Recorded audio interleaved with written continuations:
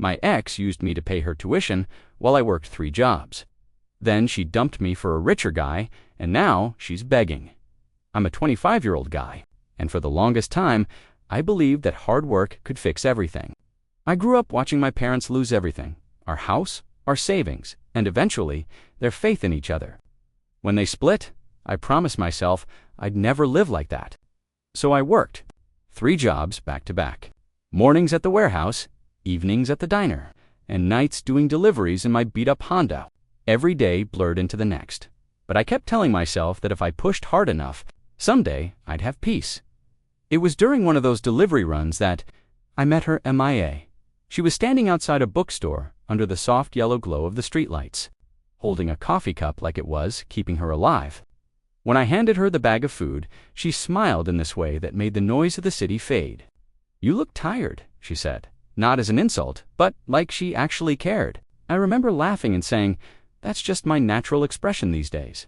She laughed too, this quiet, melodic sound that I can still hear if I think hard enough. We started talking after that, little chats that turned into long conversations. She was a college student studying business, ambitious, sharp, and full of dreams. I told her about working multiple jobs, and instead of pitying me, she called me driven. No one had ever said that before. It felt like validation I didn't know I was starving for.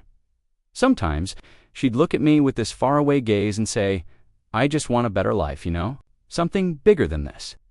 At the time, I thought she meant both of us, that we were chasing it together. But that phrase, a better life, it would come back later. Sharper than a knife when Mia and I officially started dating. It felt like the universe was finally rewarding me for not giving up. She was light in my endless grind, bringing laughter into my tired days, giving me something to look forward to beyond paychecks and bills. We'd meet after my shifts at this tiny 24-hour cafe near campus. She'd study while I fought to stay awake, but she'd always slide her notes toward me and ask for my opinion, like my thoughts mattered. It made me feel seen, like maybe I wasn't just another guy hustling to survive. But love, I learned, has a way of making you blind to imbalance. Mia talked often about her tuition, how her scholarship only covered part of it, and how she didn't want to delay graduation. "I still remember the night," she said softly. "I hate asking, but I don't know how I'll make it through this semester." She looked ashamed, her hands trembling a little as she stirred her coffee. I didn't even hesitate. I told her I'd help however I could. "You've got enough on your plate," I said. "Let me carry some of it." That moment defined the next 2 years of my life. Every extra shift, every sleepless night, every paycheck I split down to the last dollar, it all went toward helping her stay in school. Rent, books, food, and tuition. I told myself it was temporary, that we were investing in a shared dream. We'd talk about the future, moving to a new city, starting fresh, maybe opening a cafe together. I believed her when she said, "Once I graduate, I'll make it all worth it." But slowly, small things began to change. She started going to networking events and late-night group projects I wasn't invited to. When I asked, she'd smile and say, "You wouldn't enjoy it, babe. It's boring business stuff." I wanted to believe that. I needed to, but part of me, the tired, overworked part, started wondering if love was supposed to feel this one-sided. It started small, almost invisible things I tried not to notice. The way Mia stopped waiting up for me after my late shifts, the way her texts got shorter, colder, like I was interrupting something more important. When I'd call, she'd say, "Sorry, babe, I'm swamped with school stuff." Her voice perfectly calm, perfectly distant. I convinced myself it was just stress. She was graduating soon, and I didn't want to be the insecure boyfriend holding her back, but the cracks widened faster than I could patch them. She started dressing differently. Expensive blouses, designer handbags, shoes I knew she couldn't afford. When I asked about them, she brushed it off with a quick, "Oh, they're gifts from my group project. Don't overthink it." The explanation didn't sit right, but I didn't push. I didn't want to sound jealous. One night after a 14-hour double shift, I stopped by her apartment unannounced. I just wanted to surprise her, maybe cook dinner, maybe just exist in the same space for a while. But when I got there, she didn't answer the door right away. I heard muffled voices inside, a man's laughter, then hurried footsteps. When she finally opened it, she looked startled, eyes wide, hair a mess. a bottle of wine open on the counter behind her. "Oh, I didn't know you were coming," she said quickly, stepping outside and closing the door halfway behind her. "That's my study group. We're just wrapping up." Her tone was sweet, but her body language screamed guilt. Still, I apologized. I apologized for interrupting, for not texting first, for being paranoid. That night, I went home and sat in my car for almost an hour, engine off, staring at the dashboard lights flickering against the cracked windshield. Something inside me whispered that the girl I loved was already halfway gone. A week later, she left her phone on my couch. I didn't mean to snoop. I just went to hand it to her when a notification popped up. "You deserve someone who can actually take care of you." I froze.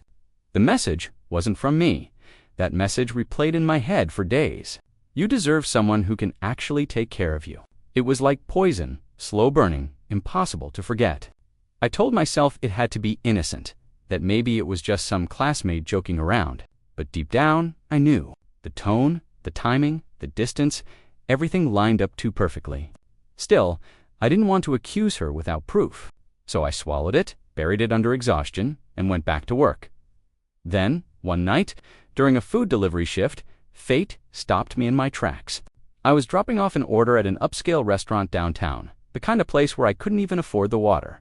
And there she was, Mia, dressed to perfection, laughing under soft golden lighting, sitting across from a man in a tailored suit. They looked comfortable, intimate even. He reached across the table and touched her hand, and she didn't pull away. She smiled. That same smile she used to give me when she said, "I'm proud of you." I stood outside for what felt like forever. My hands shook so badly I almost dropped the delivery bag. I wanted to storm in, demand an explanation, but I couldn't move. I just watched.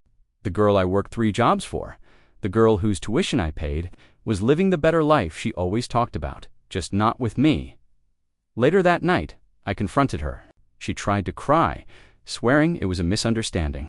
"He's just helping me network, I swear," she said between shaky breaths. "You're overreacting, babe. You know I love you." But her words felt hollow, rehearsed. The worst part, I wanted to believe her. I wanted so badly for it to be true that I forced myself to accept her apology. I told myself I was paranoid, tired, insecure. But her last words before I left her apartment that night lodged themselves in my chest like a knife. "I just need time to figure out what I want." And for the first time since meeting her, I realized what she wanted might not include me after that night. Something between us broke silently, but completely. The laughter disappeared. The long talks became short replies. I'd text her during my lunch breaks, just wanting to hear something normal, something reassuring. And she'd respond hours later with, "Busy day, talk later." But later rarely came anymore. Every time I looked at her, it felt like she was already halfway out the door, emotionally packed and ready to go. Still, I kept trying. I told myself this was just a rough patch, that every couple goes through distance, that if I worked harder, if I proved myself, she'd remember why she fell in love with me. So I doubled down. More hours, less sleep. I even skipped meals to save extra cash so she wouldn't have to stress about next semester's fees. I told her I'd take care of everything. She smiled that polite, detached smile and said, "You're amazing, babe, really." But her eyes were somewhere else. Then the lies started slipping. She'd say she was studying at the library, but I'd see pictures online of her at rooftop bars with classmates I'd never met. When I asked about it, she'd sigh dramatically. "Why are you being so controlling? Can't I have a life?" It twisted something inside me, guilt for questioning her. Even though I was the one being betrayed, the worst was when her best friend, drunk at a party I attended briefly before a shift, leaned over and slurred, "You're a good guy, you know. Mia is lucky. Even if she doesn't act like it lately." That line haunted me. Even if she doesn't act like it, I went home that night and stared at the spreadsheet where I tracked her tuition payments, every installment, every dollar I'd pulled from overtime. My chest felt tight. I wasn't her partner anymore. I was her lifeline, her safety net. And something deep inside me whispered a truth I didn't want to face. Mia didn't love me. She loved what I gave her. Happened on a night that was supposed to be one of the best of our lives. Mia was graduating soon, and I had planned a small surprise dinner to celebrate. Nothing extravagant, just something personal and heartfelt. I worked a triple shift that week to afford it, a candlelit setup on her apartment balcony, a secondhand dress she'd been eyeing, and a letter I wrote about how proud I was of her. Every word dripped with love and exhaustion. I thought it would remind her that no matter how far we'd drifted, I was still there, holding on. When I arrived, she opened the door in silence. No smile, no hug, just stillness. The air between us felt heavy. She gestured for me to sit, her hands trembling slightly. "We need to talk," she said. The 4 words that make your stomach drop before your heart even knows why. I barely heard the rest. She told me she was moving on, that she'd outgrown our relationship, that she needed someone who could match her energy. Each sentence was like a slow, surgical cut. I sat there, trying to piece together the woman I'd fallen in love with. But all I saw was a stranger rehearsing lines she'd already said a dozen times in her head. "I'll always be grateful for you," she said, like gratitude could fill the crater she'd just carved out of me. "You helped me become who I am today." I wanted to scream, "Then why am I not enough for who you are now?" But the words stayed trapped behind clenched teeth. Instead, I nodded. That's what I always did. I nodded, swallowed my pain, and made her life easier. When I left that night, she didn't follow me out. The balcony lights I'd set up still flickered behind her as she closed the door. The last thing I saw was her silhouette through the curtains, unmoved, unbroken, free. For me, it felt like my entire world had collapsed in a single, quiet click of that lock. The days after the breakup felt like walking through fog, heavy, endless, and suffocating. Every routine I'd built around her collapsed. I'd wake up before sunrise for work, only to stare at the empty passenger seat where she used to nap during my early morning shifts. Every place reminded me of her. The cafe where she studied, the park bench where she told me she loved me, the street corner where she first smiled at me under those yellow lights. I couldn't escape her ghost because she was everywhere I had built my life. Money started running short. Without the motivation to keep pushing, I began missing shifts. My supervisor pulled me aside one night saying, "You look dead inside, kid. Take some time off." I laughed, but he wasn't wrong. I was dead inside, just moving, breathing, pretending. Then one afternoon, a letter came in the mail addressed to Mia. I almost threw it away before curiosity got the better of me. It was a glossy envelope from her new boyfriend's family, a congratulatory note about her new beginnings, and an attached copy of a scholarship fund under their name. I read the words over and over until my hands started shaking. That better life she chased, she didn't find it. She was handed it by someone who could afford to buy her love. I spent that night on the floor of my apartment, surrounded by the remnants of what used to be us, her old textbooks, coffee mugs, and the receipt folder where I tracked every payment I made for her future. I stared at the totals. Thousands. I had built her foundation while mine was crumbling at one point. I remember whispering to the empty room, "You didn't just break my heart, Mia. You broke my faith." That was my lowest point. No anger left, no hope. Just silence, the kind that presses against your chest until you can barely breathe. I don't remember the exact day things began to shift. Only that one morning, I woke up and couldn't stand seeing her face in my thoughts anymore. I was tired. Not just physically, but soul-deep, exhausted. Grief had turned into something colder, quieter, survival. I looked around my apartment, saw the unpaid bills, the empty fridge, the circles under my eyes, and realized no one was coming to save me, especially not her. That morning, I cleaned. It sounds small, but it felt like a rebellion. I threw out her leftover things, the sweater she forgot, the half-used perfume bottle, the framed photo of us from her birthday. Each item hit the trash like a tiny act of reclaiming myself.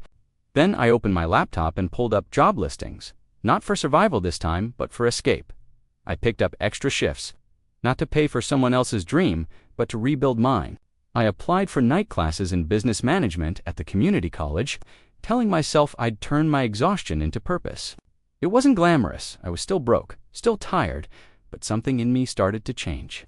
For the first time in years, I wasn't working for love. I was working for me. The nights were long, but they were mine. I'd study during my lunch breaks, build small freelance gigs after deliveries, and read about startups in the early mornings before work. Slowly, I began to feel pride again, not the kind she gave me with her compliments. but the kind that comes from standing up after you've been crushed and then something unexpected happened. One of my side hustles, managing online orders for a local business, began taking off. The owner offered me a partnership deal if I could scale their operation. For the first time, opportunity knocked, not out of desperation, but because of my own effort. I looked in the mirror one night, thinner, sharper, more focused, and whispered, "You're finally building something that no one can take." A year passed before I even realized it. Life didn't change overnight, but it changed piece by piece, paycheck by paycheck, plan by plan. The small online operation I'd helped build grew fast. Suddenly, I wasn't clocking in for others anymore.